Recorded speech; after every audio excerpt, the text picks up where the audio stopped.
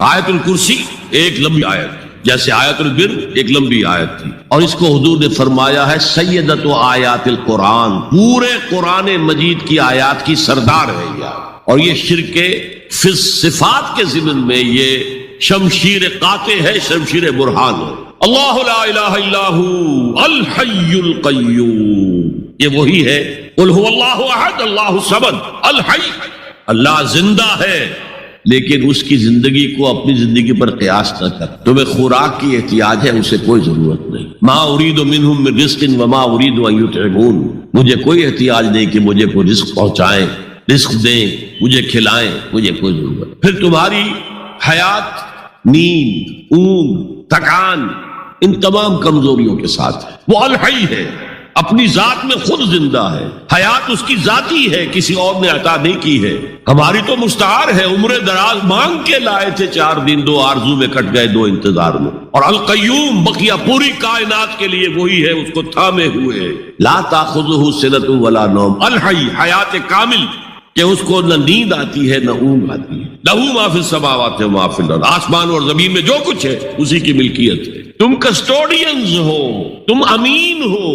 ای امانت چند روزہ نزد ماست، در حقیقت مالک شے ہر شے خداست، یہاں تک کہ یہ میرا جسم بھی میرے پاس امانت ہے۔ میں کون ہوں؟ میری خودی، میری انا، میری روح جو پوزیس کرتی ہے اس بدن کو، لیکن یہ پوزیشن ملکیت کا نہیں ہے، امانت کا ہے۔ ای امانت، یہ ہاتھ بھی امانت ہے، میری زبان بھی امانت ہے، میری آنکھیں بھی امانت۔ من ذا الذی یشفع عنده الا باذنہ، یہ یہاں پر انداز بڑا پرجلال، کون ہے وہ جو شفاعت کر سکے اس کے دربار میں مگر اس کے اذن سے۔ کسی کا ذاتی، کسی کا زور، کسی کا اختیار نہیں ہے کہ جس کی بنا پر وہ شفاعت کرے، ہاں اللہ کے اذن سے۔ اور دوسری جگہ پر آتا ہے جس کے لیے وہ چاہے گا اور جس کو اجازت دے گا، جیسے کہ آتا ہے اما یتساءلون میں، یوم یقوم الروح والملائکۃ صفا، اور ان میں سے کوئی بھی بات نہیں کر سکے گا، کلام نہیں کر سکے گا، لا یتکلمون الا من اذن له الرحمن، سوائے اس کے جسے رحمان اجازت دے، وقال صوابا، اور صحیح بات کرے گا، کوئی غلط بات نہیں کرے گا۔ یعلم ما بین ایدیہم وما خلفہم ولا یحیطون بشیء من علمہ الا بما شاء، وہ تو جانتا ہے جو کچھ بھی ان کے سامنے ہے اور ان کے پیچھے ہے، اور یہ کوئی احاطہ نہیں کر سکتا مخلوقات میں سے، اس کے علم میں سے کسی کا بھی، سوائے اس کے جو وہ خود چاہے۔ یہاں بڑے ہی لطیف انداز میں شفاعت باطلہ کے تصور کی نفی ہو گئی۔ دیکھیے آپ کہیں جا کر کسی مجسٹریٹ سے سفارش کرتے ہیں تو کیا کہتے ہیں؟ اجی یہ فائل کے اوپر جو کچھ ہے آپ اس پر نہ جائیے، یہ گواہیاں وغیرہ جھوٹی ہو گئی ہیں، میں آپ کو بتاتا ہوں اصل بات کیا ہے۔ اللہ کے سامنے کوئی یہ کہہ سکے گا اے اللہ تیرے علم میں نہیں ہے، میرے علم میں ہے؟ یعلم ما بین ایدیہم وما خلفہم، وہ تو جانتا ہے جو کچھ ان کے سامنے اور جو کچھ ان کے پیچھے ہے۔ ولا یحیطون بشیء من علمہ الا بما شاء، اور ان میں سے کوئی بھی، جیسے کہ میں ابھی بتا چکا ہوں، بریلوی مکتب فکر بھی کہہ رہا ہے کہ اللہ کا دیا ہوا علم ہے، محمد رسول اللہ کا جتنا ہے، لا محدود نہیں ہے، محدود ہے، قدیم نہیں ہے، حادث ہے، تو جتنا اللہ چاہتا ہے، جس کے لیے جتنا چاہتا ہے، لیکن اس کے علم میں سے احاطہ نہیں کر سکتا کوئی مگر جو وہ چاہے۔ وسع کرسیہ السماوات والارض، اس کا اقتدار چھایا ہوا ہے، مستولی ہے، آسمانوں پر بھی اور زمین پر بھی۔ ولا یؤودہ حفظہما، اور اسے عاجز نہیں کر سکتی ان دونوں کی حفاظت۔ قیوم وہی ہے، صمد وہی ہے، لیکن اسے کوئی تکان طاری نہیں ہوئی، عاجز نہیں ہے۔ یہ اصل میں نفی ہے جو تورات حافظے سے مرتب کی گئی تھی۔ 587 میں نبوکدنضر کا جو حملہ ہوا تھا اس میں اصل تورات گم ہو گئی، اس وقت سے آج تک وہ اصل تورات ان کے پاس نہیں۔ پیریڈ آف کیپٹیوٹی سے واپس آئے ہیں بیت المقدس میں، سائرس کے لطف و کرم کی وجہ سے، ذوالقرنین کے لطف و کرم کی وجہ سے، پھر یادداشتوں سے لوگوں نے وہ تورات مرتب کی ہے، تو اس میں انسانی فکر شامل ہو گیا، لہذا وہاں یہ لکھا ہے اللہ نے 6 دنوں میں آسمان اور زمین پیدا کیے اور 7ویں دن آرام کیا، یعنی کوئی تکان لائق ہو گئی۔ قرآن نے کہا، اللہ تعالیٰ نے فرمایا سورہ قاف میں، وَلَقَدْ خَلَقْنَا السَّمَاوَاتِ وَالْأَرْضَ وَمَا بَيْنَهُمَا فِي 6 أَيَّامٍ وَمَا مَسَّنَا مِن لُغُوبٍ، یقیناً ہم نے آسمان اور زمین اور جو کچھ ان دونوں کے مابین ہے انہیں 6 ہی دنوں میں پیدا کیا، وہ بات ٹھیک ہے، لیکن ہمیں کوئی تکان لائق نہیں ہوئی کہ ہمیں کسی آرام کی ضرورت۔ لا یعودہ حفظہما وہو العلی العظیم، العلی وہی ہے سب سے بلند و بالا، لتکون کلمۃ اللہ ہی العلیٰ، تاکہ اللہ کا کلمہ سب سے سربلند ہو جائے، اور وہی عظیم ہے، عظمت والا۔ اللہ تعالیٰ مجھے اور آپ کو اس سے بچائے، اپنے سابقہ زندگی کے گناہوں پر توبہ کرنے کی اور اللہ سے استغفار طلب کرنے کی توفیق عطا فرمائے، اور اپنے دینی فرائض کی انجام دہی کے لیے کمر بستہ ہو جانے کا عزم مصمم کر لینے کی توفیق عطا فرمائے۔ زندگی میں دکھ اور سکھ ان کا چولی دامن کا ساتھ ہے، دکھ بھی ہے سکھ، سردی کے ساتھ گرمی بھی ہے، گرمی کے ساتھ سختی بھی ہے۔ ان مع العسر یسرا، ان مع العسر یسرا، یسر کے ساتھ عسر ہے، عسر کے ساتھ یسر۔ لیکن انسان نفسیاتی طور پر متاثر جو ہوتا ہے زیادہ، وہ تکلیف سے، دکھ سے۔ خوشی آتی ہے تو وہ ایسے گزر جاتی ہے، اس کا وقت کا بھی پتہ نہیں چلتا، گزر بڑی تیزی کے ساتھ وقت گزر جاتا ہے۔ لیکن غم کا معاملہ ہو جائے تو ایک ایک لحظہ جو ہے وہ بڑا کٹھن ہو جاتا ہے، بڑی مشکل سے گزر۔ تو انسان کے احساسات پر زیادہ جو اثر آتا ہے وہ دکھ کا۔ بعض فلسفے دنیا میں ایسے ہیں کہ جنہوں نے اس دکھ، خاص طور پر جو حساس انسان اس کو محسوس کرتا ہے، اس کے اعتبار سے یہ کہا ہے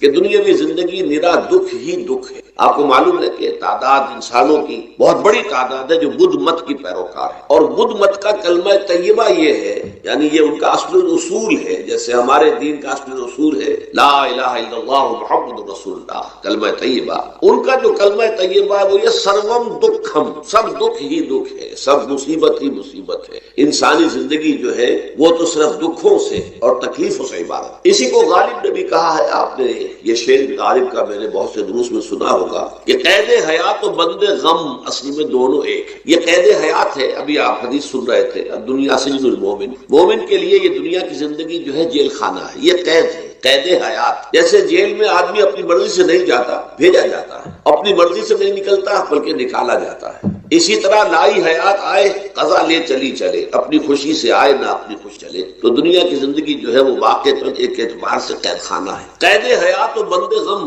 اصل میں دونوں ایک۔ جب تک یہ زندگی رہے گی غم بھی لگا رہے گا، تکلیفیں لگی رہیں گی، مسائل آتے رہیں گے، انسان کو دکھوں کا سامنا رہے گا، واسطہ رہے گا۔ موت سے پہلے آدمی غم سے نجات پائے کیوں؟ ظاہر بات ہے جب تک زندگی ہے تو غم ہے، تو موت سے پہلے نجات نہیں مل سکتی۔ اگرچہ اس کے بعد کا اگلا مرحلہ جو ہے، جو حقیقت کو جاننے والے ہیں وہ تو جانتے ہیں کہ اس کے بعد تو غم کا اور بڑا کڑا مرحلہ آنے والا ہے۔ اب تو گھبرا کے یہ کہتے ہیں کہ مر جائیں گے، مر کے بھی چین نہ پایا تو کدھر جائیں گے؟ اگر اللہ ہمیں معاف فرمائے، اپنی رحمت اور مغفرت سے ہمیں ڈھانپ لے، جیسے کہ حضور نے فرمایا الا یتغمدنی ربی برحمتہ، حضور نے فرمایا کہ کوئی انسان بھی محض اپنے اعمال کی بنیاد پر جنت میں نہیں داخل ہو سکے گا جب تک کہ رحمت خداوندی دستگیری نہ کرے۔ کسی صحابی نے بڑی ہمت کی، بڑے جرأت کا معاملہ کیا، پوچھ لیا کیا حضور آپ بھی؟ ظاہر بات ہے آپ بھی انسان ہے، آپ بھی بشر ہیں، قرآن مجید میں کہلوایا گیا ہے وَإِنَّمَا أَنَا بَشَرٌ مِثْلُكُمْ۔ تو اگر آپ کہتے ہیں کوئی انسان جنت میں داخل نہیں ہو سکے گا محض اپنے اعمال کی بنیاد پر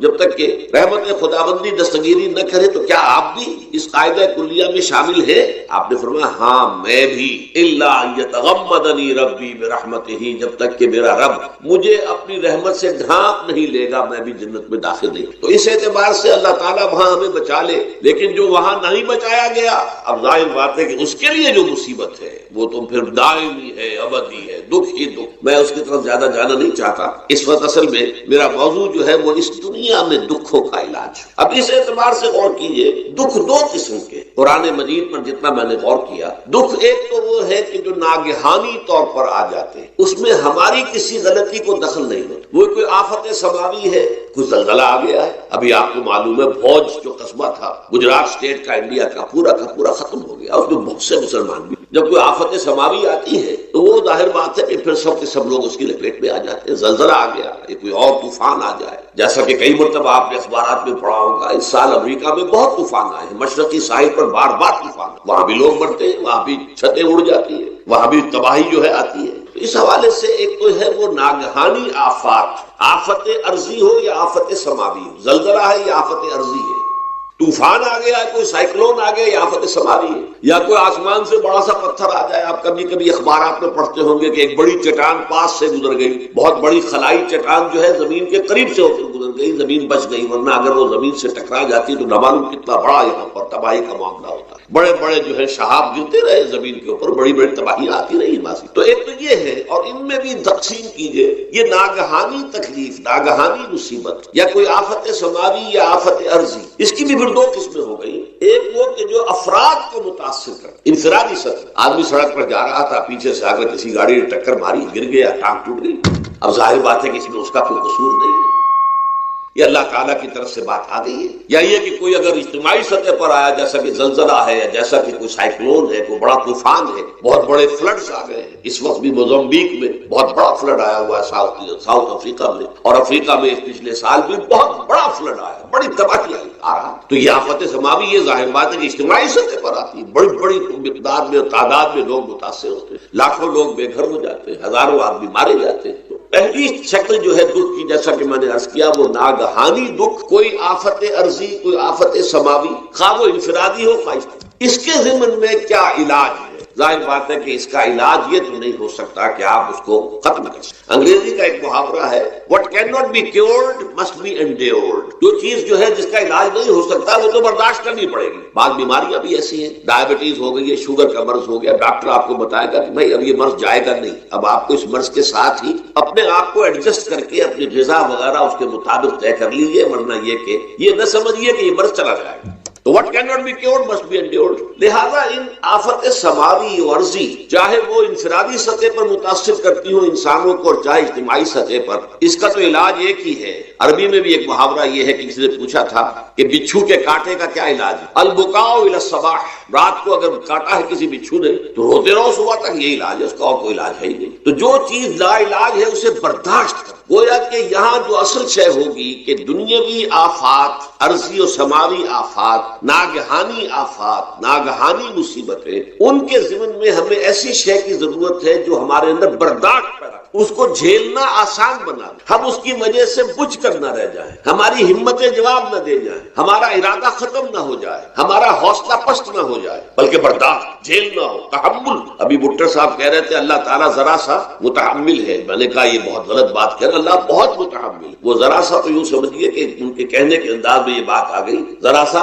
رحیم بھی ہے، نہیں وہ بہت رحیم ہے، بہت متحمل ہے، بہت حلیم۔ لیکن یہ کہ ہمیں یہ جو آفات سماویہ اور عرضیاں ہیں جو ہمارے اوپر آ جاتی ہیں اللہ کی طرف سے، ان کے ضمن میں ذہنی ایک ایٹیچیوڈ پیدا ہو جائے، سوچ کا ایک خاص رخ بن جائے، انسان کے احساسات ایک خاص طرز پر ڈھل جائیں، تو پھر ان کو برداشت کرنا آسان ہے۔ اور وہ کیا ہے؟ وہ ہمارے ایمان کا لازمی تقاضا۔ ایمان ہمیں یہ بتاتا ہے کہ کوئی مصیبت زمین میں آتی ہے نہ تمہاری جانوں پر آتی ہے بغیر اذن رب، جو کچھ آ رہا ہے اللہ تعالیٰ کے فیصلے سے آیا ہے۔ یہ کوئی اندھا بہرا مادہ نہیں ہے، یہ کوئی اندھا بھینسا نہیں ہے کہ اس نے آ کے آپ کو ٹکر مار دی ہے، نہیں، یہ تو سمیع و بصیر، علیم و خبیر اللہ اور حکیم اور قدیر اللہ کا فیصلہ ہے۔ لہذا یہ من جانب اللہ ہے، اس کو تم سمجھو یہ اللہ تعالیٰ کی طرف سے ہے۔ اور جب اللہ کی طرف سے ہے تو سورہ آل عمران میں فرمایا بیدہ الخیر، اس کے ہاتھ میں تو خیر ہی خیر ہے۔ یعنی بظاہر تمہیں محسوس ہوتا بھی ہو کہ یہ میرے لیے تکلیف دہ بات آ گئی ہے، تو اس کو یوں سمجھو کہ اس کا نتیجہ جو میرے حق میں نکلے گا وہ خیر ہوگا۔ فوری طور پر تو تکلیف ہے، مجھے اچھی نہیں لگ رہی، ناگوار ہے، لیکن نتیجہ اس کا خیر نکلے گا۔ جیسے بچہ بیمار ہے، ماں اسے دوا پینے پر مجبور کر رہی، کڑوی دوا ہے، وہ تو سمجھتا ہے اس پر بڑا ظلم ہو رہا ہے، یا آپ لے گئے اسے ڈاکٹر کے ہاتھ ٹیکا لگوایا ہے، وہ تو چیخ رہا ہے، رو رہا ہے، لیکن آپ کو معلوم ہے، کاش اسے بھی معلوم ہو جائے کہ یہ میرے خیر کے لیے، میرے بھلے کے لیے۔ اگر اسے یہ معلوم اور محسوس ہو جائے تو اس کی تکلیف اس کے اندر بہت کمی آ جائے گی، وہ سہار لے گا، اس کو وہ برداشت کرے۔ اس حوالے سے اس کا جو ہمارے دین میں اس کا نام ہے، اس ذہنی کیفیت کا، ان احساسات کا، اسے اب کہتے ہیں تسلیم و رضا۔ جو کچھ آ رہا ہے اللہ کی طرف سے آ رہا ہے، لہذا سر تسلیم خم ہے، اے اللہ ہم قبول کر، رضا، ہر حال میں تیری رضا پر راضی، جو تیرا فیصلہ ہے ہمیں بصر و چشم قبول ہے، تسلیم و رضا۔ ہم بھی تسلیم کی خو ڈالیں گے، بے نیازی تیری عادت ہی صحیح ہے۔ اللہ تو بے نیاز ہے، لیکن اے اللہ تو ہمارے لیے جو بھی تکلیف کا تو نے فیصلہ کیا، تسلیم کی خو ڈالیں گے، عادت پیدا کر لیں گے اپنے اندر کہ ہر ساقی ماریخ عین الطافست، کہ میرا ساقی میرے پیالے میں جو کچھ ڈال دے اس کا لطف و کرم ہے۔ یہ مقام رضا ہے، یہ ایمان کا ایک ایسا تقاضا ہے کہ جس کو ہم کہیں گے ایمان کی حلاوت، ایمان کی مٹھاس۔ اگر آپ کا منہ کڑوا ہو جائے تو آپ چینی کھاتے ہیں تاکہ منہ کا ذائقہ ٹھیک ہو جائے۔ اگر تکالیف کی وجہ سے، دکھ کی وجہ سے آپ کے احساسات کے اندر کوئی خرابی پیدا ہو رہی ہے، یہ جو مقام رضا ہے یہ اس کے لیے قند ہے، یہ اس کے لیے چینی ہے، یہ اس کے لیے شہد ہے، یہ اس کی تلخی کو ظاہر کر دینے والی شیء ہے کہ اللہ تیری رضا پر راضی، راضی برضائے رب۔ اب اس کے ضمن میں سمجھیے، یہ تو اصولی بات میں نے آپ کو بتا دی۔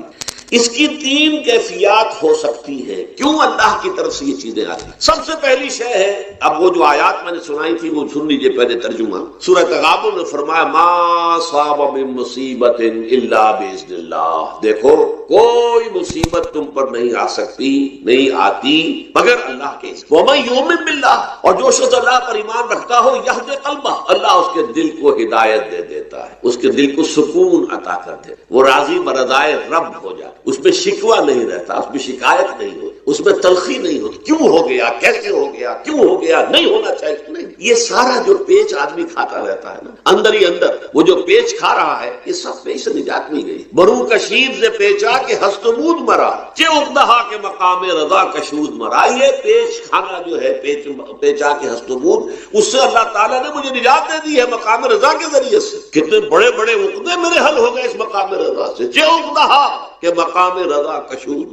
میرے تو بہت سے عقدے اس سے حل ہو گئے۔ اس حوالے سے ایک موٹی بات تو یہ ہو گئی، لیکن اب اس کو تین حصوں میں تقسیم۔ پہلی بات یہ کہ یہ اللہ کی طرف سے آزمائش کے طور پر، آزمائش میرا بندہ اس پر صبر کرتا ہے یا نہیں، یا میرے خلاف بکواس کرنے پر آمادہ ہو جائے، اللہ تو ایسا ہے، اللہ نے تو ہم پر کبھی کرم کیا ہی نہیں، اللہ تو ظالم، معاذ اللہ معاذ اللہ معاذ اللہ، کہیں ایسا تو نہیں، میرا بندہ جو ہے تکلیف کو جھیلتا ہے میری وجہ سے، یہ سمجھ کے کہ اللہ کی طرف سے آئی۔ یہ سب جو ہے یہ بہت بڑی کامیابی ہے اگر انسان کو حاصل ہو، اور اس صبر کے نتیجے میں دو اور باتیں پیدا ہوتی۔ یہ مضامین علیحدہ علیحدہ دروس کے اندر آتے رہے ہیں، لیکن آج ایک نئے عنوان کے تحت جمع ہو کر آ رہے ہیں۔ پہلی بات یہ ہوتی ہے کہ یہ امتحان کا نتیجہ کیا نکلتا ہے کہ آپ نے ایک امتحان پاس کیا تو آپ کے اگلے درجے میں ترقی ہو جائے۔ 5ویں کا امتحان پاس کر لیا نا تو 6ٹھی میں جائیں گے، اب 6ٹھی کا امتحان پاس کریں گے تو 7ویں میں جائیں گے، 7ویں کا پاس کریں گے تو 8ویں میں۔ درجہ بدرجہ انسان کی دینی، ایمانی اور روحانی ترقی کا ذریعہ یہ آزمائش ہے۔ جتنا اس میں صبر ہوگا،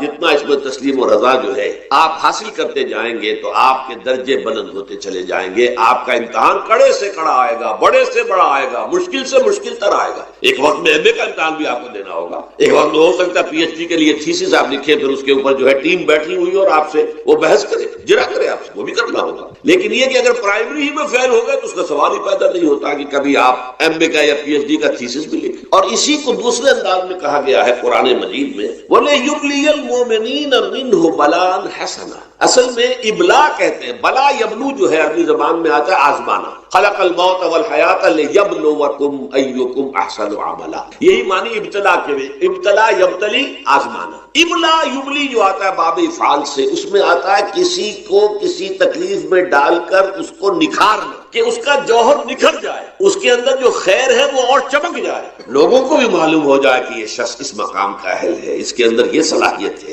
اس میں یہ حدیث مسلم شریف کی ہے اور اس کے راوی ہیں ابو امامہ باہلی رضی اللہ تعالی عنہ قال، انہوں نے فرمایا سمعت رسول اللہ صلی اللہ علیہ وسلم یقول، کہ میں نے خود سنا اللہ کے رسول صلی اللہ علیہ وسلم کو یہ فرماتے ہوئے، اقرأوا القرآن، لوگوں قرآن پڑھا کرو، فإنه یأتی یوم القیامت شفیعا لأصحابہ، اس لیے کہ یہ قرآن قیامت کے دن سفارشی بن کر آئے گا اپنے لوگوں کے لیے، یعنی ان لوگوں کے لیے جنہیں قرآن سے محبت رہی زندگی میں، جو قرآن کو پڑھتے رہے، قرات کرتے رہے، اس سے دلچسپی رکھتے رہے، اس کا مطالعہ کرتے رہے، اس پر غور و فکر کرتے رہے۔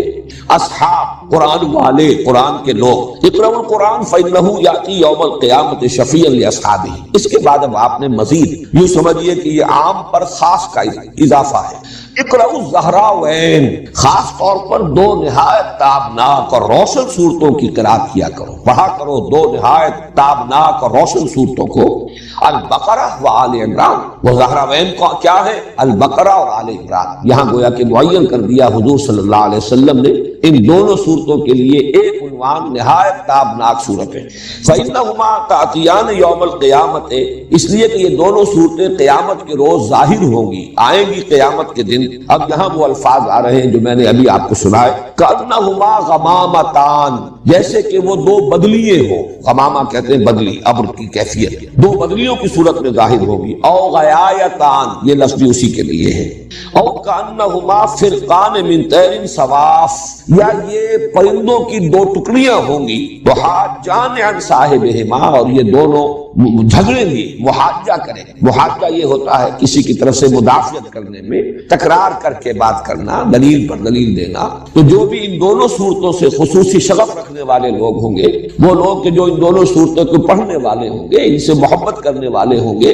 صاحب ہما، ان دونوں سے تعلق رکھنے والے لوگ، ان کی طرف سے وہ جھگڑیں گے، وہ ان کی سفارش کریں گے۔ تو اس میں غمامتان، غیایتان، فرقان، یہ الفاظ اور زہراوین، یہ الفاظ جو ہیں اس حدیث کے اندر آ گئے ہیں۔ یہ تو ہے مسلم شریف کی روایت، اور ایک اس میں جو دوسری روایت آئی ہے اس میں الفاظ یہ آئے ہیں۔ یہ روایت جو ہے یہ بھی مسلم شریف کی ہے، حضرت نواس بن سمعان رضی اللہ تعالی عنہ قال سمعت رسول اللہ صلی اللہ علیہ وسلم یقول، وہ بھی فرماتے ہیں کہ میں نے خود سنا اللہ کے رسول صلی اللہ علیہ وسلم کو یہ فرماتے ہوئے،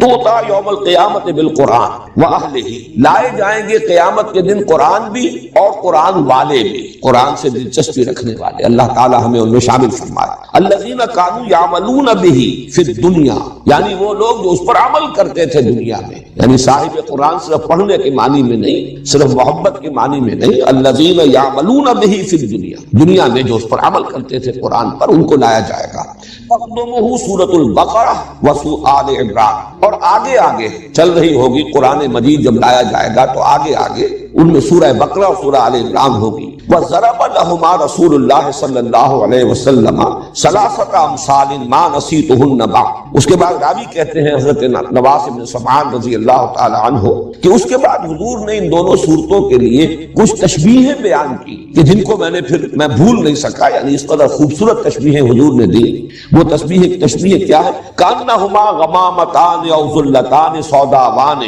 بینہما شرق، یہ دونوں صورتیں ایسے ظاہر ہوں گی قیامت کے دن جیسے کہ دو بدلیاں ہیں، دو بادل ہیں، اور وہ سیاہ رنگ کی ہے، یعنی سایہ کر رہی ہوں گی اپنے پڑھنے والے اور محبت کرنے والے ہیں ان پر، ان کے درمیان ایک روشنی بھی ہوگی، دو بدلیاں اسی طرح ظاہر ہوں گی، اگر وہ ملی ہوئی ہو اور ان کے درمیان کوئی خلا نہ ہو جس میں روشنی آ رہی ہو تو وہ دو علیحدہ نہیں ہوں گی، گویا کہ ان کے اندر مانوی اعتبار سے تسلسل بھی ہے، لیکن یہ کہ دو صورتیں علیحدہ ہیں، سورہ بقرہ علیحدہ ہے، سورہ آل عمران ہے۔ او کانہما خرقان من طیر صواف، یا ایسے حضور نے تشبیہ دی کہ جیسے کبھی کبھی پرندوں کے جب جھنڈ کے جھنڈ آتے ہیں تو وہ اتنے، اگر وہ جھنڈ جو ہے وہ گہرا ہے کہ پھر وہ سائے اس کی وجہ سے ہو جاتا ہے اور وہ دھوپ کو روک لیتے ہیں اور سورج کو ڈھانپ لیتے ہیں، تو وہ گویا کہ اڑنے والے اور پروں کو پھیلانے ہوئے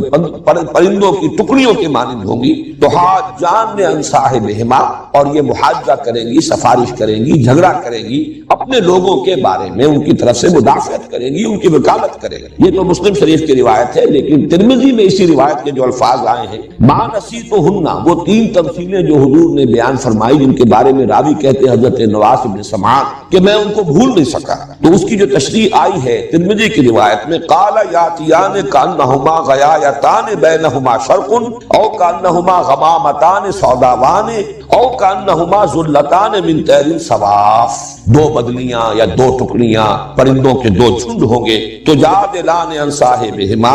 اور وہ مجادلہ کریں گی، محاجہ کریں گی، مجادلہ کریں گی، جھگڑیں گی، مدافعت کریں گی اپنے لوگوں کی طرف سے۔ تو ان دو روایات، بلکہ میں نے تین روایات آپ کو سنائی ہیں، اس لیے کہ ایک روایت تو حضرت ابو امامہ باہلی سے ہے، دوسری روایت جو ہے وہ مسلم شریف میں بھی ہے، اگرچہ راوی ایک ہی ہے حضرت نواس بن سمعان، لیکن مسلم شریف میں اس کے الفاظ قدر مختلف ہیں اور ترمذی میں جو الفاظ آئے ہیں ان میں تھوڑا سا فرق ہے۔ ان سے ان دونوں صورتوں کی فضیلت بھی ظاہر ہوئی، اور نمبر دو یہ کہ ان کا جوڑا ہونا ثابت ہو گیا، اس لیے کہ ان دونوں کو بریکٹ کیا ہے حضور صلی اللہ علیہ وسلم نے ایک نام سے، جیسے میں نے اس سے پہلے کئی مرتبہ عرض کیا ہے کہ آخری دو صورتیں ان کے لیے تو ایک نام ایسا ہے کہ جو ہر شخص جانتا ہے، سورۃ الفلق اور سورۃ الناس معوذتین،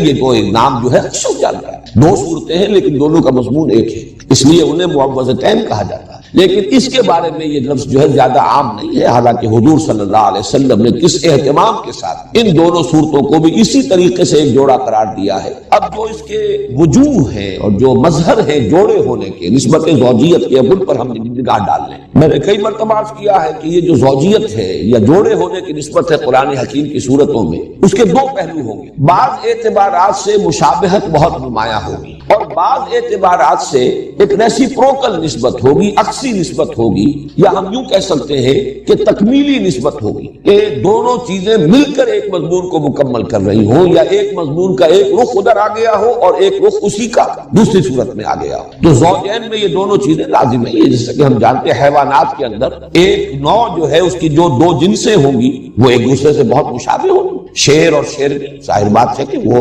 ان کا اپنی ایک مشابہت ہے، 99% تو ان کے مشابہت کی شکل نظر آئے گی، بیل اور گائے، لیکن یہ کہ آپ کو معلوم ہے کہ بعض اعتبارات سے ان کا جسمانی نظام ایسا بنایا گیا ہے کہ وہ ایک مقصد کی تکمیل کرتے ہیں۔ فرق ہے لیکن وہ فرق ایسا نہیں ہے کہ جس کے مابین کوئی وحدت مقصد موجود نہ ہو، مقصد ایک ہے۔ اسی طریقے سے صورتوں میں جب آپ نسبت زوجیت کو تلاش کریں تو دو پہلو دیکھنے ہوں گے کہ ایک تو مشابہت کے پہلو کون سے، وہ نمایاں ہونے چاہیے، پھر کن اعتبارات سے یہ کمپلیمنٹری ہے، کن اعتبارات سے یہ مل کر کسی مضمون کی تکمیل کرتی ہے، وہ کون سے پہلو ہیں کہ جن میں سے کوئی ایک رخ جو ہے وہ ایک صورت میں آ گیا ہو اور دوسرا رخ دوسری صورت میں آ گیا ہو۔ ظاہر بات ہے یہ چیزیں تو تفصیل سے آئیں گی، ورنہ تو یہ خود بڑا لمبا موضوع اس وقت ہو جائے گا۔ تفصیل سے یہ چیزیں آئیں گی بعد میں جب کہ ہم ان صورتوں کا مطالعہ کریں گے۔ اس وقت یہ کہ تین چار چیزیں نوٹ کر لیجئے دونوں اعتبارات سے۔ جہاں تک مشابہت ہے، ایک بات تو بہت نمایاں جو میں پہلے عرض کر چکا کہ سورہ بقرہ بھی شروع ہو رہی ہے الف لام میم حروف مقطعات سے، اور سورہ آل عمران بھی شروع ہو رہی ہے الف لام میم حروف مقطعات سے۔ اس کے بعد آپ کو 20ویں پارے میں جا کر 19ویں اور 20ویں پارے میں جا کر جو ہے یہ سورتیں چار ملیں گی، وہ چاروں مکی صورتیں ہیں جن کا آغاز ہوتا ہے الف لام میم سے۔ سورہ عنکبوت ہے، پھر سورہ روم ہے، سورہ لقمان ہے، سورہ سجدہ ہے، وہ چار صورتیں۔ ورنہ یہ کہ یہ شروع میں دو صورتیں ہیں اور یہ دونوں مدنی صورتیں ہیں، وہ چاروں صورتیں وہ مکی صورتیں ہیں۔ مدنی صورتوں میں یہ دو صورتیں ہیں کہ جو حروف مقطعات سے شروع ہوئی الف لام میم سے۔ دوسری مشابہت یہ کہ ان دونوں کے آغاز میں قرآن حکیم کی عظمت کی طرف خصوصی اشارہ۔ آپ دیکھ رہے الف لام میم ذالک الکتاب لا ریب فیہ ھدی للمتقین، فوراً الف لام حروف مقطعات کے بعد الف لام میم کے بعد قرآن مجید کی عظمت اور اس کے ہدایت ہونے کی طرف اشارہ۔ بالکل یہی انداز بلکہ اس سے بھی زیادہ شاندار اور پرجلال انداز میں یہی مضمون آ رہا ہے سورہ آل عمران میں، الف لام میم، اور اس کے بعد جو ہے نزل علیک الکتاب بالحق مصدقا لما بین یدیہ وانزل التوراۃ والانجیل من قبل ھدی للناس وانزل الفرقان۔ اتارے اللہ نے اے نبی اے محمد صلی اللہ علیہ وسلم آپ پر یہ کتاب حق کے ساتھ جو تصدیق کرتے ہوئے آئی ہے اس کی کہ جو اس کے سامنے موجود ہے، اور اسی نے اتاری تھی تورات اور انجیل اس سے قبل لوگوں کے لیے ہدایت نامہ بنا کر، اور اس نے ہی اتارا ہے الفرقان۔ تو یہ بھی مشابہت کا ایک پہلو ہے۔ تیسرا بہت نمایاں پہلو مشابہت کا جو ہے وہ اختتام پر آتا ہے سورہ بقرہ کی، اور یہ بھی چیزیں وہ ہے کہ جو عام طور پر میں سمجھتا ہوں، توقع رکھتا ہوں کہ اکثر حضرات کے سامنے ہوگی، صرف اس وقت اشارہ کر دینا کافی ہے۔ سورہ بقرہ کے اختتام پر بھی ایک دعا آئی ہے نہایت عظیم، ربنا لا تؤاخذنا ان نسینا او اخطانا ربنا ولا تحمل علینا اصرا کما حملته علی الذین من قبلنا ربنا ولا تحملنا ما لا طاقت لنا به واعف عنا واغفر لنا وارحمنا۔ اب یہ نہایت عظیم دعا ہے۔ اسی طریقے سے تھوڑا سا فرق ہے، 4 آیتیں پہلے 5 آیتیں پہلے سورہ آل عمران کے اختتام پر 5 آیتیں قبل اگر دیکھیں گے تو ایک عظیم دعا ہے جو کئی آیات پر مشتمل ہے۔ ربنا ما خلقت هذا باطلا سبحانك فقنا عذاب النار ربنا انك من تدخل النار فقد اخزيته وما للظالمين من انصار ربنا اننا سمعنا مناديا ينادي للايمان ان امنوا بربكم فآمنوا ربنا فاغفر لنا ذنوبنا وكفر عنا سيئاتنا وتوفنا مع الابرار ربنا وآتنا ما وعدتنا على رسلك ولا تخزنا يوم القيامة انك لا تخلف الميعاد۔ دونوں آیتیں ویسے اگر آپ دیکھیں گے تو حجم کے اعتبار سے یہ دونوں دعائیں تقریباً برابر ہیں، اگرچہ یہ کہ سورہ بقرہ کی وہ ایک ہی آیت ہے اور یہاں متعدد آیات ہیں، لیکن حجم کے اعتبار سے زیادہ فرق نہیں ہے۔ نہایت جامع نہایت عظیم یہ آیات یہ ہیں، دعائیں ہیں کہ جن پر سورہ بقرہ بھی ختم ہو رہی ہے، سورہ آل عمران ختم۔ تو مشابہت کے پہلو سے میں سمجھتا ہوں کہ صرف ان 3 چیزوں کو صاف سامنے رکھیے۔ اب جو مقاسمت کا یہ تقسیم جو ہے کہ ایک ہی مضمون کے ایک ہی شے کے 2 رخ 2 پہلو ہو اور وہ ان میں تقسیم ہو گئی ہو کہ ایک پہلو آ رہا ہو ایک صورت میں، دوسرا پہلو جو ہے اس پر بحث ہوئی ہے دوسری صورت میں، اس کو نوٹ کر لیجئے 4۔ سب سے نمایاں بات تو یہ جو میں پہلے عرض کر چکا ہوں کہ سورہ بقرہ میں نہایت مفصل گفتگو ہوئی ہے، دعوت بھی دی گئی، اتمام حجت بھی کیا گیا، اور جس کو کہتے ہیں کہ قرارداد جرم بھی ان پر فرض قرارداد جرم وہ بھی عائد کر دی گئی، فرض جرم وہ ہے یہود، بنی اسرائیل، یہود سے خطاب کر یا بنی اسرائیل اذکروا نعمتی التي انعمت علیکم۔ لیکن سورہ آل عمران میں یہی معاملہ نصارہ کے ساتھ، ان کی سب سے بڑی گمراہی تثلیث کا عقیدہ، الوہیت مسیح علیہ السلام کا عقیدہ، تو اس میں آپ دیکھیں گے کہ بڑی تفصیل کے ساتھ اس عقیدے کی نفی کی گئی ہے۔ تو یہ گویا کہ اب یہ دونوں مل کر ایک مضمون کی تکمیل کر رہے ہیں، دعوت اور اتمام حجت یہود پر سورہ بقرہ میں اور نصارہ پر سورہ آل عمران میں۔ اسی طریقے سے انفاق مال یا جہاد بالمال، اس پر جامع ترین مقام، نہایت مفصل مقام، نہایت تاکیدی حکم یہ سورہ بقرہ میں، اور قتال، جہاد بالنفس، جانے ہتھیلی پر لے کر میدان میں آ جانا، یہ ہے کہ جس کا بڑی زیادہ شرح و بسط کے ساتھ یہ مضمون آیا ہے یہ سورہ آل عمران میں۔ آپ کو معلوم ہے کہ یہ قرآن حکیم کے اندر جہاد کا لفظ جہاں بھی آتا ہے بالمال والنفس، جاہدوا فی سبیل اللہ باموالکم وانفسکم، جہاد بالمال یہ ہے اللہ کی راہ میں، اللہ کے دین کے لیے، اس کے غلبے کے لیے، اس کی دعوت کے لیے مال خرچ کرنا، اور جان لگا دینا، قتال اس کی بلند ترین شکل ہے کہ نقد جان ہتھیلی پر رکھ کر ایک شخص میدان میں آ گیا ہے، اپنی جان نثار کرنے کے لیے تیار ہے۔ تو یہ گویا کہ ایک ہی مضمون، جیسے وہ مضمون ایک تھا اتمام حجت اور دعوت اہل کتاب کو، دو حصوں میں تقسیم ہو گیا، یہود سورہ بقرہ میں، نصارہ سورہ آل عمران میں، جہاد فی سبیل اللہ، جہاد بالمال سورہ بقرہ میں، اور جہاد بالنفس اور قتال فی سبیل اللہ یہ سورہ آل عمران میں۔ اسی طرح یہ ذرا ایک لطیف بات ہے، سورہ بقرہ میں زیادہ زور اور زیادہ ایمفیسس ایمان پر ہے، جبکہ سورہ آل عمران میں آپ دیکھیں گے زیادہ زور، زیادہ ایمفیسس اسلام پر ہے۔ اب یہ بھی حقیقت کے اعتبار سے ایک ہی شے ہے، ایمان ایک باطنی کیفیت ہے، یقین کی ایک کیفیت ہے، وہ دل کے اندر ہے، وہ باطن میں ہے انسان کے، اور اسلام اسی کا ظہور خارجی ہے۔ انسان کے عمل میں جو روش ہوگی اس ایمان کی بنیاد پر اس کا نام اسلام ہے۔ لیکن یہ کہ فی الحال یہ بھی اپنی جگہ حقیقت ہے کہ یہ دونوں علیحدہ علیحدہ ہیں، ان کو بالکل ایک شے بھی نہیں کہا جا سکتا، جیسے کہ سورہ حجرات میں ہے قالت الاعراب آمنا قل لم تؤمنوا ولكن قولوا اسلمنا ولما يدخل الايمان في قلوبكم۔ یہ بدو کہہ رہے ہیں، دعویٰ کر رہے ہیں، مدعی ہے کہ ہم ایمان لے آئے، نبی سے کہہ دیجئے تم ایمان ہرگز نہیں لائے، بلکہ یوں کہو کہ ہم اسلام لے آئے، ابھی تک ایمان تمہارے دلوں میں داخل نہیں ہوا۔ تو آپ دیکھیں گے کہ سورہ بقرہ میں شروع میں بھی یؤمنون بالغیب الذین یقیمون الصلاۃ ومما رزقناہم ينفقون والذین یؤمنون بما انزل الیک وما انزل من قبلک وبالآخرۃ ہم یوقنون۔ پھر 21ویں رکوع میں جا کر بالکل وسط میں پھر لیس البر ان تولوا وجوہکم قبل المشرق والمغرب ولکن البر من آمن باللہ والیوم الآخر والملائکۃ والکتاب والنبیین۔ پھر آخر میں آمن الرسول بما انزل الیہ من ربہ والمؤمنون کل آمن باللہ وملائکتہ وکتبہ ورسلہ۔ اب یہ آپ اندازہ دیکھیے کہ ابتدا، انتہا اور درمیان میں یہ تینوں جگہ پر ایمان کے بارے میں اہمیت کے ساتھ گفتگو ہو رہی ہے۔ اسلام کے بارے میں آپ کو یہی انداز نظر آئے گا سورہ آل عمران میں، ان الدین عند اللہ الاسلام، اور آگے چل کر ومن یبتغ غیر الاسلام دینا فلن یقبل منہ۔ وہاں اسلام پر زیادہ ایمفیسس ہے، یہاں ایمان پر زیادہ ہے۔ ایک اور بات نوٹ کیجئے کہ ایمان کے بھی قرآن مجید میں دو مظہر قرار دیے گئے ہیں عملی۔ ایمان اگر اندر ہے تو اس کا ظہور جب انسان کے عمل میں ہوگا، اس کی دو اہم مظاہر ہیں علیحدہ علیحدہ۔ ایک مظہر ہے نماز، روزہ، تقوی، خشوع، خضوع، ذکر کے اندر لذت کا آنا۔ ایک ہے جہاد، قتال، اللہ کی راہ میں تکلیفیں اٹھانا، صبر، مصابرت، ایثار، قربانی، میدان میں آنا، مقابلہ کرنا، باطل سے پنجہ آزمائی کرنا۔ یہ دو ہیں رخ عمل کے، ایمان کے نتیجے میں یہ دو مظاہر۔ اب آپ دیکھیے کہ اس میں بھی تقسیم ہے۔ سورہ بقرہ کے آغاز میں یہ آیا ھدی للمتقین الذین یؤمنون بالغیب ویقیمون الصلاۃ ومما رزقناہم ينفقون والذین یؤمنون بما انزل الیک وما انزل من قبلک وبالآخرۃ ہم یوقنون اولئک علی ھدی من ربہم واولئک هم المفلحون۔ ایک رخ یہاں بیان کر دیا گیا۔ سورہ آل عمران میں دوسرا رخ آ رہا ہے، چنانچہ آخری رکوع کی جو ابھی میں نے آپ جس کی طرف میں اشارہ کر رہا تھا، وہ عظیم دعا کے بعد فاستجاب لهم ربهم انی لا اضیع عمل عامل منکم من ذکر او انثى فالذین هاجروا واخرجوا من دیارهم واوذوا فی سبیلی وقاتلوا وقتلوا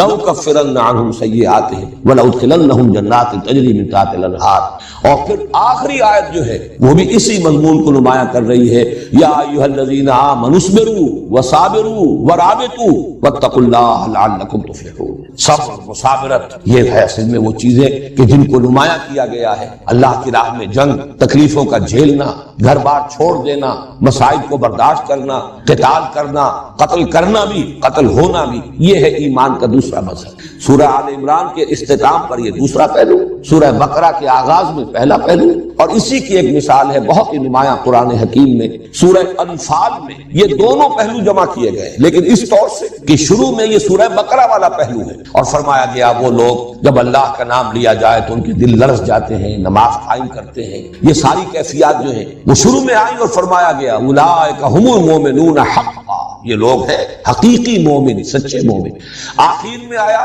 جو اللہ کی راہ میں جہاد کرتے ہیں، قتال کرتے ہیں، وہ لوگ جنہوں نے نصرت کی، انصار، وہ لوگ جنہوں نے ہجرت کی، یہ لوگ اولئک ھم المؤمنون حقا، یہ لوگ ہیں کہ جو سچے مومن ہیں۔ معلوم ہوا کہ یہ تصویر مومن کی شخصیت کی تصویر جو ہے اس کے دو رخ، دونوں کی تکمیل سے مومن کی شخصیت کا حیولہ صحیح طور پر سامنے آتا ہے، ورنہ وہ یک رخا رہ جائے گا۔ ایک رخ وہ ہے جو خانقاہوں میں نظر آتا ہے، وہاں وہ جہاد اور قتال نہیں، اللہ کی راہ میں باطل سے پنجہ آزمائی نہیں ہے، لیکن مراقبے ہے، اور وہاں بھی ظاہر بات ہے کہ بہت مجاہدے تو ہوتے ہیں، نفس کشی ہوتی ہے، اور وہ مخالفت نفس کے اندر مبالغے بھی ہوتے ہیں، لیکن دوسرا رخ نہیں ہے۔ اور ایک یہ ہو سکتا ہے کہ مرد میدان تو ہو، لیکن یہ کہ وہ سوز کی کیفیت جو ہے، سوز و ساز رومی جسے کہا اقبال نے، کبھی سوز و ساز رومی، کبھی پیچ و تاب راضی، اگر وہ باطنی سوز نہیں ہے، وہ حب نہیں ہے، محبت نہیں ہے اللہ کی اور اس کے رسول کی، تو معلوم ہوگا کہ کھوکھلی سی ایک چیز ہے۔ یہ دونوں چیزیں مل کر در حقیقت بندہ مومن کی شخصیت کی تصویر کی تکمیل کرتی ہے۔ اور یہاں جیسا کہ میں نے عرض کیا، سورہ بقرہ کے آغاز میں ایک رخ نماز، زکوٰۃ، ایمان، یقین، خشیت، تقوی، آخرت کا یقین، اور دوسرا رخ جہاد، قتال، ہجرت، مصابرت، صبر، یہ دوسرا رخ ہے جو سورہ آل عمران میں آیا۔ صرف اسی پر فی الحال اتفاق کریں، اس کے بعد یہ ہے کہ جب ہم ان دونوں صورتوں کا مطالعہ تفصیل سے کریں گے تو یہ اور نکھرتا چلا جائے گا کہ کس طرح یہ دونوں صورتیں مل کر مضمون کی تکمیل کرتی ہیں۔ یہ صورتوں میں نسبت زوجیت کی ایک نہایت کامل مثال ہے، اور اس کے لیے دلیل میرے پاس سب سے بڑی، اس لیے کہ ہمارے لیے تو سب سے بڑی دلیل محمد الرسول اللہ صلی اللہ علیہ وسلم کا فرمایا ہوا ہے۔ جس طریقے سے آخری دونوں صورتیں معوذتین ایک نام میں جمع کی گئی، اسی طریقے سے ان صورتوں کے لیے حضور نے الزہراوین، الغمامتین، الغیایتین، الذلتین، الخرقین، الفرقین، یہ تمام الفاظ تثنیے کے اس لیے استعمال کیے کہ بات واضح ہو جائے کہ یہ دونوں صورتیں جو ہیں یہ مل کر ایک مضمون کی تکمیل کرتی ہیں اور یہ آپس میں جوڑے کی نسبت رکھتی ہیں۔ اب آئیے سورۃ البقرہ۔ سورۃ البقرہ کے بارے میں بھی تمہیدی مضامین ہو جائیں، اس کے بعد ہم سلسلے وار لفظ بلفظ مطالعہ شروع کریں گے۔ سب سے پہلی چیز اس سورہ مبارکہ کے لیے اس کی عظمت، ایک تو عظمت دونوں کی مشترک جو ہے وہ تو میں حدیثیں آپ کو سنا چکا، سورہ بقرہ، سورہ آل عمران مشترک طور پر زہراوین ان کی جو عظمت ہے، لیکن یہ ہے کہ سورہ بقرہ کے بارے میں نبی اکرم صلی اللہ علیہ وسلم کی دو احادیث آپ کو سنانا چاہتا ہوں۔ دونوں ترمذی سے ہیں اور دونوں کے راوی حضرت ابو ہریرہ رضی اللہ تعالی عنہ۔ عن ابی ہریرہ رضی اللہ تعالی عنہ ان رسول اللہ صلی اللہ علیہ وسلم قال لكل شيء سنام وسنام القرآن سورۃ البقرہ وفيها آیۃ هي سیدۃ آی القرآن آیۃ الکرسی۔ حضور نے فرمایا ہر شے کی ایک چوٹی ہوتی ہے، ایک کوہان، جیسے اونٹ کی کہ وجود میں وہ کوہان جو ہے بڑا نمایاں ہوتا ہے، ایسے ہی ہر شے میں، جس کو آپ انگریزی میں کلائمیکس سے تعبیر کرتے ہیں، ہر شے کا ایک کلائمیکس ہے، ہر شے کا ایک نقطہ عروج ہے، ہر شے کی ایک چوٹی، اور قرآن کی چوٹی سورہ بقرہ ہے۔ اور اس میں ایک آیت تو وہ ہے کہ جو تمام آیات قرآنیہ کی سردار ہے، اور وہ آیت الکرسی ہے۔ واقعہ ہے کہ آیت الکرسی وہ تو عظیم ترین آیت ہے، بلکہ یہ کہ اس کے بارے میں بھی حضور نے بالکل وہی بات کہی ہے جو سورہ اخلاص کے بارے میں کہی ہے۔ سورہ اخلاص کو حضور نے قرار دیا کہ یہ ربع قرآن ہے، قرآن ثلث قرآن، چوتھائی حصہ قرآن، اور آیت الکرسی کو بھی ربع قرآن قرار دیا۔ اس اعتبار سے اس کی بڑی عظمت ہے۔ دوسری حدیث ہے وہی حضرت ابو ہریرہ رضی اللہ تعالیٰ عنہ سے کہ حضور نے ارشاد فرمایا ان بیت الذی تقرأ فیہ البقرۃ لا یدخلہ الشیطان، وہ گھر کے جس میں سورہ بقرہ کی تلاوت کی جاتی ہو اس میں شیطان داخل نہیں ہو سکتا۔ وہ گویا کہ ایک حصار کا اور حفاظت کا اور دفاع کا کام جو ہے فریضہ سر انجام دیتی ہے یہ سورہ بقرہ، جس گھر میں کہ اس کے پڑھنے کا اہتمام ہوتا ہو، انتظام ہوتا ہو، بار بار پڑھا جاتا ہو، اس کا چرچا ہوتا رہتا ہو، تو جو شیطان ہے وہ اس سے بھاگتے ہیں۔ زمانہ نزول کے بارے میں نوٹ کر لیجئے کہ یہ سورہ مبارکہ ظاہر بات ہے کہ 40 رکوعوں پر مشتمل ہے۔ آیات کے اعتبار سے تقریباً ہمارے ہاں جو مصحف ہیں ان میں تو 286 کا حصہ ہی آپ کو ملے گا، 286 آیات۔ البتہ مختلف قراءتوں کے اعتبار سے ایک ایک کا فرق ہے، بعض حضرات کے نزدیک 285 آیات شمار میں آتی ہے اس کی، اور بعض کے نزدیک جو ہے 287 بھی ہے، لیکن یہ کہ تقریباً اجماع جو ہے وہ 286 کی عدد پر ہے۔ لیکن وہ صرف گنتی کا فرق ہے، یہ نہیں ہے کہ کسی آیت کے بارے میں اختلاف ہو کہ وہ قرآن کا حصہ ہے یا نہیں۔ کہیں کسی جگہ پر ایک گنتی ہو جاتی ہے آیت کی اور کسی جگہ پر نہیں ہوتی۔ یہ سورہ فاتحہ میں بھی میں بیان کر چکا ہوں۔ بعض حضرات کے نزدیک یہ صراط الذین انعمت علیہم غیر المغضوب علیہم ولا الضالین یہ ایک ہی آیت ہے، لیکن یہ کہ اکثر حضرات کے نزدیک، اور چونکہ میں نے اس کو وہ جو حضور صلی اللہ علیہ وسلم نے حدیث قدسی ہمیں سنائی ہے کہ اللہ فرماتے ہیں کہ میں نے صلاۃ کو اپنے مابین 2 حصوں میں تقسیم کر لیا، اس کے حوالے سے میرے نزدیک تو گویا کہ یہ بات بالکل ثابت ہے کہ یہ دونوں آیات علیحدہ ہیں۔ صراط الذین انعمت علیہم علیحدہ آیت ہے، غیر المغضوب علیہم ولا الضالین علیحدہ آیت ہے۔ اس وقت صرف حوالہ دے رہا ہوں کہ متن میں کوئی فرق نہیں ہے، الفاظ میں کوئی کمی بیشی نہیں ہے، صرف یہ کہ گنتی کے اعتبار سے تقریباً اجماع ہے کہ سورہ بقرہ کی آیات 286 ہیں، لیکن بعض قراء جو ہے اسے 285 شمار کرتے ہیں، بعض کے نزدیک 287۔ اب اتنی طویل صورت یہ اس پر اجماع ہے کہ یہ بیک وقت نازل نہیں ہوئی۔ بعض طویل صورتیں بھی ایسی ہیں جن کے بارے میں روایات سے معلوم ہوتا ہے کہ بیک وقت نازل ہوئی۔ مثلا سورہ انعام اگرچہ وہ بڑی طویل صورت ہے، 20 رکوع اس کے ہیں، ویسے یہ کہ اس سے اس اعتبار سے اگر رکوعوں کی تعداد دیکھی جائے تو نصف ہے، اس سے کم نہیں ہے۔ اس کے بارے میں روایات ہے کہ وہ بیک وقت نازل ہوئی ہے، اور حضرت جبرائیل علیہ السلام جب اسے لے کر نازل ہوئے ہیں تو 70,000 فرشتے ان کے جلو میں تھے۔ یہ اس کی خاص شان ہے، جب سورہ انعام ہم پڑھیں گے تو انشاءاللہ پھر اس کی فضیلت کے ضمن میں جو روایات آئی ہیں وہ میں آپ کو سناؤں گا۔ یہ جو صورت ہے یہ ایک وقت میں نازل نہیں ہوئی، البتہ تقریباً اس پر اجماع ہے کہ ہجرت کے متصلاً بعد، ہجرت کے فوراً بعد سے شروع ہو کر اور غزوہ بدر سے پہلے تک جو قرآن حکیم کی آیات نازل ہوئی ان سب کو حضور صلی اللہ علیہ وسلم نے اس سورہ مبارکہ کی شکل میں جمع کرایا۔ یہ وقتاً فوقتاً، یہ تقریباً آپ سمجھیے کہ 2 سال کا وقفہ بنتا ہے۔ اس عرصے کے دوران جو آیات نازل ہوتی رہی وقتاً فوقتاً، ان کو حضور فرما دیتے تھے کہ اس کو فلاں آیت کے بعد رکھو، اس کو فلاں آیت کے بعد وہاں رکھ لو۔ اس طریقے سے مرتب تو کروا دیا حضور نے، یہ مضامین میں تفصیل سے بیان کر چکا ہوں۔ قرآن مجید مرتب ہو گیا تھا حضور صلی اللہ علیہ وسلم کی اپنی زیر ہدایت آپ کی اپنی حیات دنیاوی کے دوران۔ البتہ یہ کہ نازل تو ہوا ہے مختلف ترتیب سے، ترتیب نزولی اور ہے اور ترتیب مصحف ہے، اس میں کوئی شک نہیں۔ تو یہ تقریباً یوں سمجھیے کہ پورا یہ جو عرصہ ہے 2 سال سے کچھ کم کی مدت ہے، ہجرت کے بعد سے لے کر اور اولہ آخرہ۔ تو میں عرض کر رہا تھا کہ زمانہ نزول جو ہے سورہ بقرہ کا ہجرت کے فوراً بعد سے لے کر غزوہ بدر سے متصلاً قبل تک یہ زمانہ نزول کا ہے۔ البتہ جیسا کہ آگے چل کر میں واضح کروں گا، ایک سورہ مبارکہ اور ہے قرآن حکیم کی، سورہ محمد صلی اللہ علیہ وسلم۔ اندازہ یہ ہوتا ہے کہ غزوہ بدر سے قبل وہ صورت بھی نازل ہوئی ہے، بلکہ اس کا نام سورۃ القتال بھی ہے، گویا کہ اسی میں قتال کی فرضیت جو ہے وہ آئی ہے۔ اس اعتبار سے سورہ بقرہ اور ادھر وہ سورہ محمد صلی اللہ علیہ وسلم، ان دونوں کو جمع کر لیجئے تو قرآن مجید کا یہ حصہ وہ ہے کہ جو ہجرت کے بعد سے لے کر اور غزوہ بدر سے پہلے تک نازل ہوا۔